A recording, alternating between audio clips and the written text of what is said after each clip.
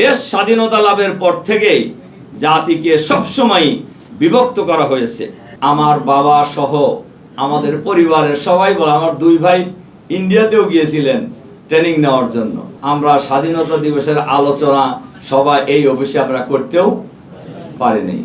আল্লাহ তাআলা মেহেরবানি করে আমাদেরকে শুধু নয়, গোটা জাতিকেই যার যার কর্মসূচি পালনের জন্য উন্মুক্ত করে দিয়েছেন।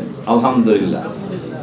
সম্মানিত সুধীমণ্ডলী, সাংবাদিক বন্ধুগণ, আপনারা আলোচনা শুনছিলেন যে আজকের এই 25শে মার্চ 25শে মার্চ রাত্রে পাকিস্তানি হানাদার বাহিনী এই দেশের নিরীহ মানুষের উপরে নির্বিচারে গুলি চালিয়ে গণহত্যা চালিয়েছিল।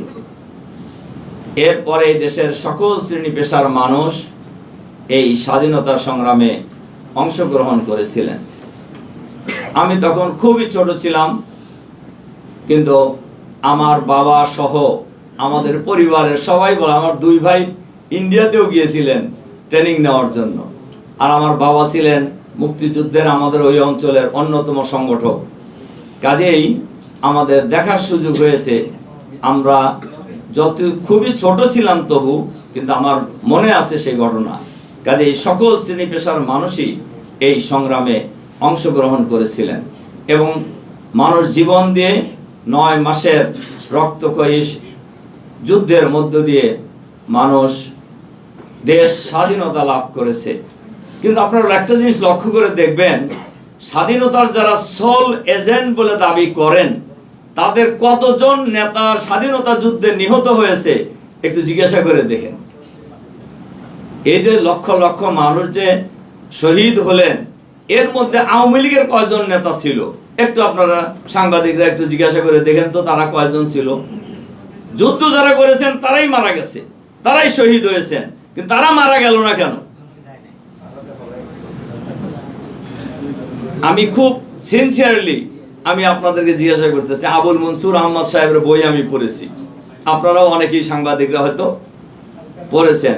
ওই বইতে বহু কথা আছে, আপনারা একটু পড়েন আর কি, যে আওয়ামী লীগের কোন থানা পর্যায়ের কোন নেতা মারা গেছিল কিনা বলতে পারে কিনা দেখেন, জিজ্ঞাসা করে। তাহলে এত লোক মারা গেল, তা আওয়ামী লীগের লোক বাদ দিতে মারছে নাকি পাকিস্তানিরা? সম্মানিত, শুধু এগুলো আমরা বলতে চাই না, কারণেই দেশ স্বাধীনতা লাভের পর থেকেই জাতিকে সবসময় বিভক্ত করা হয়েছে, পক্ষে এবং বিপক্ষে। এই বিষয়টা কিন্তু শেষ হয়ে গিয়েছে ভারত, পাকিস্তান, বাংলাদেশের ত্রিপক্ষীয় চুক্তির মধ্য দিয়েই এই বিষয়টা কিন্তু মীমাংসা হয়ে গেছে।